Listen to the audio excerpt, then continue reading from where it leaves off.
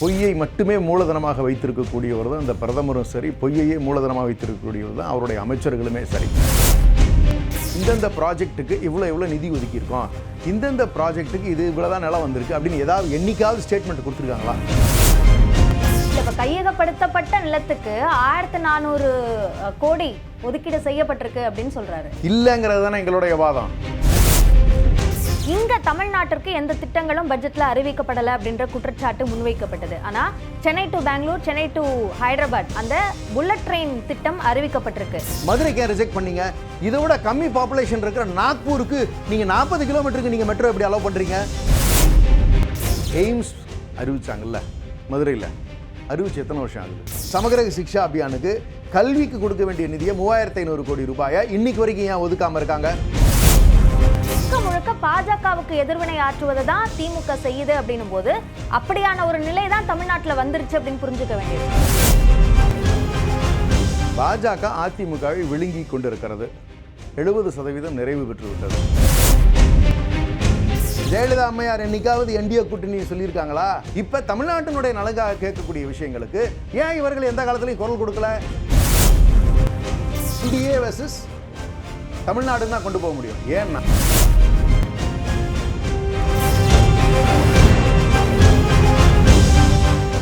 வணக்கம். 2026 சட்டமன்ற தேர்தல் நெருங்கி வரும் இந்த சூழல்ல ரயில்வேக்கு ஒதுக்கப்படுற நிதி தொடர்பாக பல்வேறு முக்கியமான கேள்விகளை தமிழ்நாடு முதலமைச்சர் மு க ஸ்டாலின் எழுப்பியிருந்தார். அதற்கு மத்திய ரயில்வே துறை அமைச்சர் அஸ்வினி வைஷ்ணவ் சில பதில்களையும் கொடுத்திருக்கிறார். இதனால் திமுக வர்சஸ் பாஜக என்பது கூர்மையடைகிறதா என்ற கேள்வி எழுகிறது. இது தொடர்பான கருத்துக்களை நம்மோடு பகிர்வதற்காக திமுக செய்தி தொடர்பாளர் திரு ராஜா தமிழ்மாறன் நம்மோடு இணைந்திருக்கிறார். வணக்கம் சார். வணக்கம்மா. ரயில்வே நிதி ஒதுக்கீடு தொடர்பாக இப்போ இந்த கேள்விகளை முன்னெழுப்புவதற்கு என்ன காரணம்? அதாவது அவங்கள பொறுத்த வரைக்கும், ஒன்றிய அரசை பொறுத்த வரைக்கும் வெறும் உதட்டளவில் தமிழ்நாட்டுக்கான அறிவிப்பை தான் பண்ணியிருக்காங்க. அந்த உதட்டளவில் எதுனா ரயில்வேக்கு அறிவிச்சதாக அவங்க சொல்லியிருக்காங்க இல்லையா? நாங்கள் நிலங்களை கையகப்படுத்தி கொடுக்கல, அதனால் நிதி ஒதுக்க இயலலைங்கிற ஒரு பொய்யான ஒரு குற்றச்சாட்டை வச்சுருக்காங்க. கிட்டத்தட்ட இந்த ரயில்வேக்கு 19 ப்ராஜெக்ட்ஸ் தமிழ்நாட்டில், அதில் 94% நிலத்தை நாங்கள் கையகப்படுத்தி ஒப்படைத்திருக்கிறோம். ஆனால் 24% தான் கையகப்படுத்தியிருக்காங்க. அது இவங்களை பொறுத்த வரைக்கும் அதான் சொல்கிறேன், பொய்யை மட்டுமே மூலதனமாக வைத்திருக்கக்கூடியவர் தான் இந்த பிரதமரும் சரி, பொய்யையே மூலதனமாக வைத்திருக்கக்கூடியவர் தான் அவருடைய அமைச்சர்களுமே சரி. ஏன்னா நீங்கள் நல்லா கவனிங்களேன், நாம் ஸ்டேட்மெண்ட் கொடுக்குறோம். 931 ஏக்கர் நம்ம கம்ப்ளீட்டாக நம்ம எடுத்து கொடுத்துருக்கோம். Hectare 931 hectare compensation not paid, இந்த ஃபிகர் சொல்கிறோம். அவங்க எதுலையாவது டிரான்ஸ்பரண்ட்டாக இந்தந்த ப்ராஜெக்ட்டுக்கு இவ்வளோ நிதி ஒதுக்கியிருக்கோம், இந்தந்த ப்ராஜெக்ட்டுக்கு இது இவ்வளோதான் நிலம் வந்திருக்கு அப்படின்னு ஏதாவது என்னைக்காவது ஸ்டேட்மெண்ட் கொடுத்துருக்காங்களா? இல்லை, இப்போ அஸ்வினி வைஷ்ணவ் சொல்லியிருக்க பதிலில் என்ன சொல்லியிருக்காருன்னா, மதுரை தூத்துக்குடி அந்த வழித்தடத்திற்கு 91% நிலம் கையகப்படுத்தப்படலை அப்படின்னு சொல்றாரு.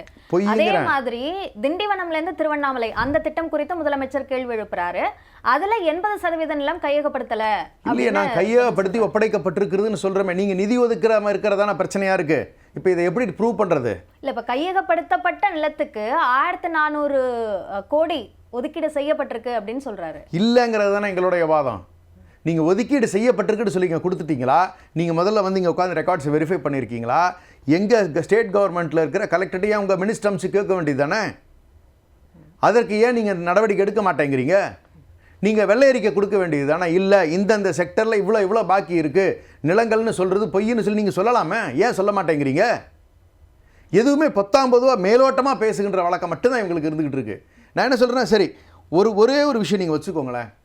நீங்கள் இந்த ஒரு விஷயத்தில் மட்டும் இவங்க இப்படி நடந்துக்கிறாங்கன்னு நீங்கள் சொல்லவே முடியாது. மொத்தமாகவே நான் கேட்குறேன், தமிழ்நாட்டுக்கு வேறு ஏதாவது ஒதுக்கியிருக்காங்களா? ஒன்றே ரயில்வே பிடிச்சி தொங்குறாங்கல்ல, அதுக்கும் நாங்கள் ஆதாரம் கொடுத்த பிறகு இப்போ பேச்சு இல்லாமல் இருப்பாங்க. நீங்கள் வேணால் அவங்ககிட்டே கேளுங்க, வேறு எதுக்காவது நிதி ஒதுக்கியிருக்காங்களா? அப்போ ஒரு விஷயம் தெளிவாயிடுச்சு, ரயில்வே ஒன்றை மட்டும் தான் பிடிச்சி தொங்குறாங்க அப்படிங்கிறது. நான் கேட்குற சமகிர சிக்ஷா அபியானுக்கு கல்விக்கு கொடுக்க வேண்டிய நிதியை 3500 கோடி ரூபாயை இன்னைக்கு வரைக்கும் ஏன் ஒதுக்காமல் இருக்காங்க? ஏதாவது பதில் இருக்கா? ஜல்ஜீவன் மிஷனுக்கு இது வரைக்கும் அவங்க கடந்த 4 ஆண்டுகளில் நிதியை ஒதுக்காமல் இருக்காங்களே, அதுக்கு ஏதாவது பதில் இருக்கா? இது எல்லாமே அத்தியாவசியமாக கொடுக்க வேண்டிய விஷயம் தானே, அவங்களுடைய கிராண்ட்ல இருந்து கொடுக்க வேண்டியது தானே. ரெண்டாவது, தமிழ்நாட்டிலிருந்து அவர்களுக்கு வரக்கூடிய வருவாய் எத்தனை லட்சம்ங்கிறது உங்களுக்கு நான் ஒரு பதிவு சொல்ல விரும்புகிறேன். ஜிஎஸ்டி வருவாய் மட்டுமே அவங்களுக்கு வர்றது வருஷத்துக்கு 43,176 கோடி ரூபாய் கடந்த ஆண்டு காலத்தில், லாஸ்ட் ஃபினான்ஷியல் இயரில் நான் சொல்கிற அமௌண்ட்டு. இவங்க கார்ப்பரேட் டேக்ஸை 18% நம்ம ஸ்டேட்டில் இருந்து இருக்கக்கூடிய கார்ப்பரேட் கம்பெனிஸ்லேருந்து 1,11,024 கோடி ரூபாய் அவர்கள் பெற்றிருக்கிறார்கள். இன்கம் டேக்ஸாக நம்ம தமிழ்நாடு ஸ்டேட் மக்கள் வருமானம் ஈட்டி ஒன்றிய அரசுக்கு கட்டியிருக்கக்கூடிய இன்கம் டேக்ஸ் தோராய மதிப்பீடு 1,29,000 கோடி ரூபாய். கஸ்டம்ஸ் வருவாய், நம்ம போர்ட் இருக்கு இல்லையா, இம்போர்ட் பண்ணுறாங்க இல்லையா, நம்ம சென்னை போர்ட் மூலிமா நம்ம சென்னையில் தமிழ்நாட்டுக்காக இம்போர்ட் செய்யப்பட்டிருக்கக்கூடிய பொருட்களில் இருந்து அவர்களுக்கு கிடைத்த கஸ்டம்ஸ் டியூட்டியில் 4% 24,672 கோடி ரூபாய். எக்ஸைஸ் டியூட்டியாக இவங்களுக்கு வரக்கூடிய லிக்கர் ஆகட்டும் இல்லை இருக்கக்கூடிய பெட்ரோல் டீசல் ஆகட்டும் வரது 37,000 கோடி ரூபாய்க்கு மேலே. 3.5 லட்சம் கோடி ரூபாயை ஒன்றிய அரசு தமிழ்நாட்டிலிருந்து மட்டுமே பெறுகிறது. மொத்த வருவாய் 27 லட்சம் டாக்ஸ்னு சொல்றாங்க. அதுல 3.5 லட்சம் கோடி ரூபாய் தமிழ்நாட்டில் இருந்து மட்டுமே வருகிறது. இவர் என்ன 170 கோடி ஒதுக்குறேன்னு சொல்லிட்டு ஏன்னா பெரிய தொகையை கொடுத்த மாதிரி பேசுறாரு. அதாவது இப்போ ரயில்வே துறை சம்பந்தமான கேள்விகளை முதலமைச்சர் எழுப்பி இருக்காரு. இப்போ அதுல என்னோட கேள்வி என்ன அப்படின்னா, இங்க தமிழ்நாட்டிற்கு எந்த திட்டங்களும் பட்ஜெட்ல அறிவிக்கப்படலை அப்படின்ற குற்றச்சாட்டு முன்வைக்கப்பட்டது. ஆனா சென்னை டு பெங்களூர், சென்னை டு ஹைதராபாத் அந்த புல்லட் ட்ரெயின் திட்டம் அறிவிக்கப்பட்டிருக்கு.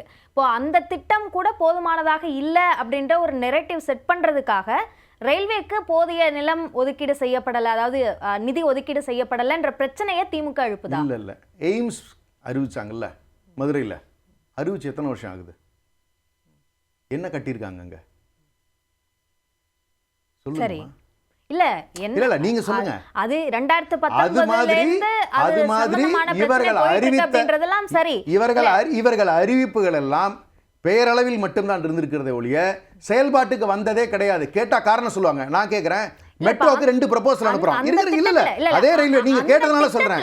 அத செயல்படுத்தப்படல அப்படின்றது அப்படியே இதுக்கும் அப்ளிகபிள் ஆகும் அப்படின்றது செய்ய போறது இல்ல. இது நான் இதான் சொன்னேன், காரணங்கள் கற்பிப்பதுதான் இவங்களுக்கு வழக்கம். நான் மெட்ரோக்கு கேட்குறோம், கோயம்புத்தூருக்கு நீங்கள் கொடுத்துருக்கீங்க, நம்மளோட ப்ரொபோசல் கொடுத்துருக்கோம் இல்லையா, அதையும் ரிஜெக்ட் பண்ணீங்க. மதுரைக்கு ஏன் ரிஜெக்ட் பண்ணீங்க? இதை விட கம்மி பாப்புலேஷன் இருக்கிற நாக்பூருக்கு நீங்கள் 40 கிலோமீட்டருக்கு நீங்கள் மெட்ரோ எப்படி அலோவ் பண்ணுறீங்க?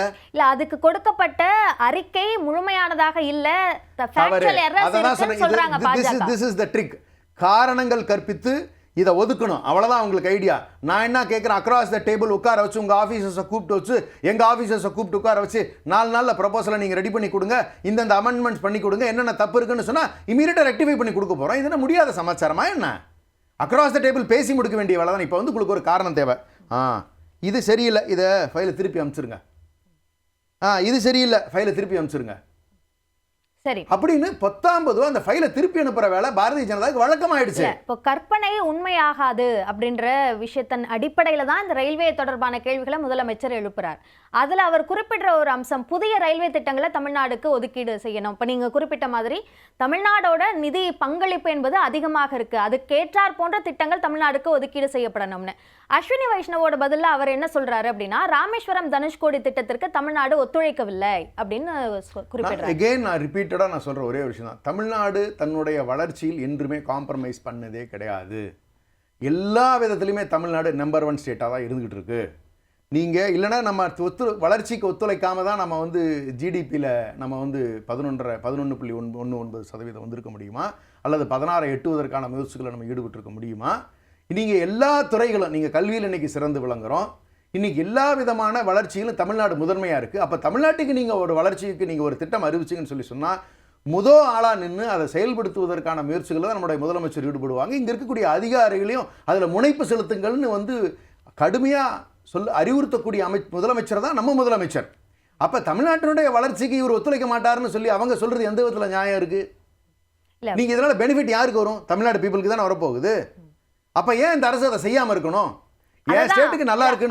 கேக்குறாங்க. இப்போ புதிய திட்டங்கள் வேணும், ஒதுக்கீடு செய்யப்படல அப்படின்ற குற்றச்சாட்டை முன்வைக்கும் போதும், அதே மாதிரி இந்த ரயில் திட்டங்களுக்கு தேவையான நிதி ஒதுக்கீடு செய்யப்படல அப்படின்ற குற்றச்சாட்டை முன்வைக்கும் போதும் இதனாலதான் அப்படின்ற காரணங்களை அவங்க குறிப்பிடுறாங்க. இல்லை, நாங்க தெளிவா ஒரு விஷயத்தை மீண்டும் பதிவு பண்ண விரும்புறேன்.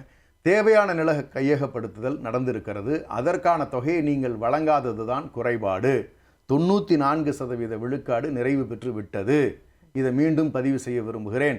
இதை எடுத்து கொடுத்தா எங்களுடைய ரயில்வே ப்ராஜெக்ட் வந்துச்சுன்னா, கனெக்டிவிட்டி அதிகமாச்சுன்னா நம்மளுடைய உட்கட்டமைப்பில் பொருட்களை கொண்டு செல்வதற்கு ஏதுவாக இருக்கும், மக்கள் பயணத்திற்கு ஏதுவாக இருக்கும். அப்படி இருக்கக்கூடிய திட்டத்தை தமிழ்நாடு அரசு நிறுத்த வேண்டிய அவசியம் இல்லை. எதற்காக நிறுத்த வேண்டும்? எல்லா திட்டங்களுக்கும் முக்கியத்துவம் வழங்குற அரசு.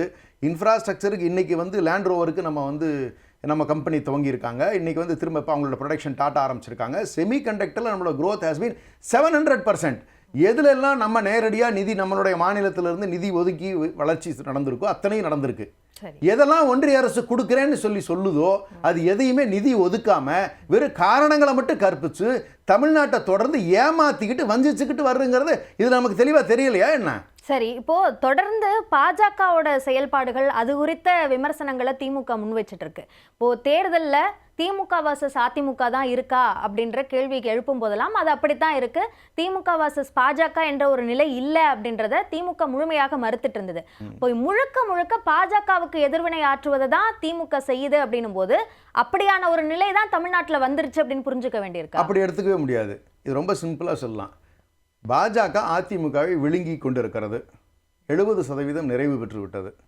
அதனால இப்போ திமுக வர்சஸ் பாஜக ஆயிடுச்சு. அப்படிதான் வர முடியும். என்டிஏ வர்சஸ் தமிழ்நாடுன்னு தான் கொண்டு போக முடியும். ஏன்னா இந்த பழனிசாமி ஐயா அவர்களோ அல்லது இங்கே இருக்கக்கூடிய ஜி.கே. வாசனன் அவர்களோ அல்லது அவங்க கூட்டணியில் இருக்கக்கூடிய அவர் அன்புமணி ராமதாசன் அவர்களோ தமிழ்நாட்டினுடைய நலனுக்காக கடந்த காலங்களில் இந்த ஒரு 5 ஆண்டு 6 ஆண்டுகளில் எந்த விதமான ஆரோக்கியமான அரசியலை முன்னெடுக்கவே இல்லை.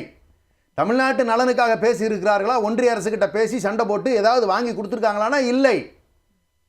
நீங்கள் எதிர்கட்சி தலைவராக இருந்தபோது கூட சுனாமி வந்தப்ப நம்மளுடைய முதலமைச்சர் அவர்கள் நிதி வழங்கினாங்க. கட்சி நிதி கொண்டு போய் கொடுத்தாங்க. தமிழ்நாட்டினுடைய நலனுக்குன்னா ஆட்சியில் இருந்தாலும் இல்லாவிட்டாலும் தன்னுடைய பங்களிப்பை எல்லா விதத்திலும் திராவிட முன்னேற்ற கழகம் கொடுத்து கொண்டு வந்திருக்கிறது. எங்களுடைய தலைவர் அவர்களும் கொடுத்துட்டு வந்திருக்காங்க. இப்போ தமிழ்நாட்டினுடைய நலனுக்காக கேட்கக்கூடிய விஷயங்களுக்கு ஏன் இவர்கள் எந்த காலத்திலையும் குரல் கொடுக்கல? நீங்கள் இப்போ இன்னும் சுதாரணமாக சொல்லணுமா, எம்என் ரேகாவை முடிச்சுட்டாங்க. இப்போ விஜி ராம்ஜின்னு ஒன்று கொண்டு வந்திருக்காங்க. நீங்கள் வேலை உத்தரவாத திட்டத்தை நீங்கள் வந்து கிட்டத்தட்ட நெருக்கி முடிச்சிட்டீங்க. அதுக்கு தமிழ்நாடு அரசு ஒத்துழைக்கலன்னு பழனிசாமியை துடிச்சுக்கிட்டு பாரதிய ஜனதாவுக்கு சப்போர்ட்டாக ஒரு போராட்டத்தை நடத்துகிறேன்னா அதோட கிளை கழக செயலாளர் மாதிரில இவர் வந்து வேலை பார்த்துருக்காரு. அவர் இதுக்கு ஆர்ப்பாட்டம் நடத்த வேண்டிய அவசியம் என்ன வருது? இது ஒன்றிய அரசினுடைய திட்டத்தை நாம் வந்து தோலுரிச்சு காட்டியிருக்கேன். எப்படிங்க நீங்கள் உத்தரவாதம் கொடுக்கணும்னு நீங்கள் சொல்லியிருக்கக்கூடிய ஒரு திட்டம் அது.